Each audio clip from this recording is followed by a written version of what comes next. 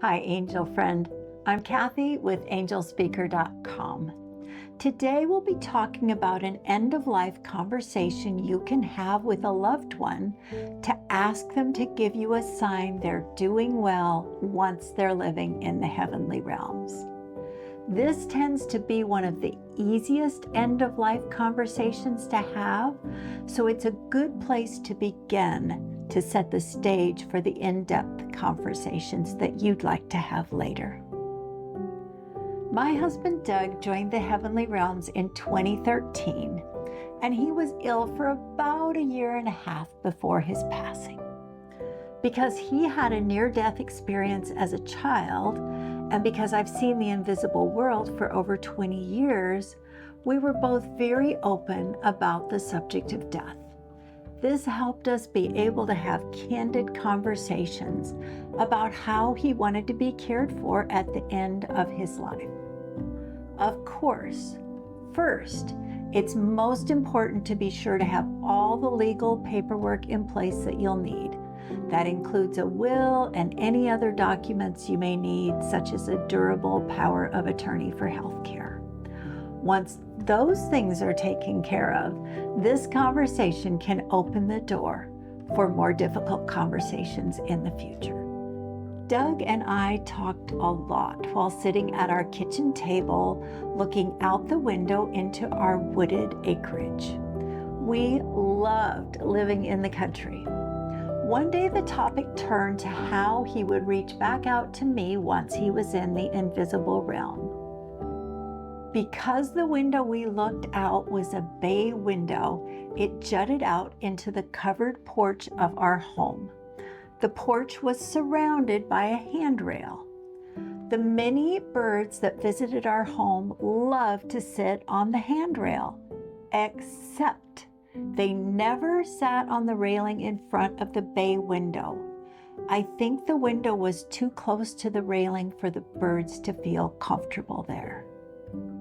As we discussed how Doug would come back to visit me, I told him that I wanted him to come back as a cardinal, and that I wanted him to sit on the porch railing right outside the bay window. Yes, that's right. I asked him to come back as a bird and sit on the railing where the birds never sat. He never met a challenge he didn't like, so he agreed. After Doug's transition, I sat at the table by myself, looking at the railing and waiting for him to appear. About 2 weeks later, I was looking out the window, and there he was. There was a male cardinal sitting on the railing, exactly where I had asked him to sit. I started to chuckle because the bird sitting there looked so uncomfortable, and I could almost hear it saying, "Please notice me, because your husband wants you to know he's fine, but I'm really uncomfortable standing here. I want to go." That made me laugh out loud. I thanked the bird for coming and Doug for sending it, and I silently sent the bird on its way. I had seen the sign I needed to see. Because of our candid conversation, I was blessed with the peace of knowing that Doug had come back exactly as he said he would. I find it helpful if you can get specifics about what to expect from your loved one's visitations. My friend Eleanor told her family that she would bring them feathers, and they have found feathers all over their house, even in the most unlikely places. I also know someone whose mother told them she would come back, but they didn't agree on an unmistakable sign.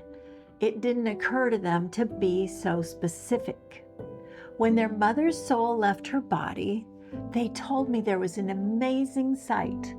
The curtains at the window began to billow and dance, even though there was no source of air to make them do that. However, because they didn't agree on a specific sign, it wasn't until years later that they realized the billowing curtains were the sign she gave them. Having these conversations helps both the person leaving the physical world and also those who are staying. In the future, we'll have more videos about how to have candid, compassionate conversations with your loved ones about the end of life.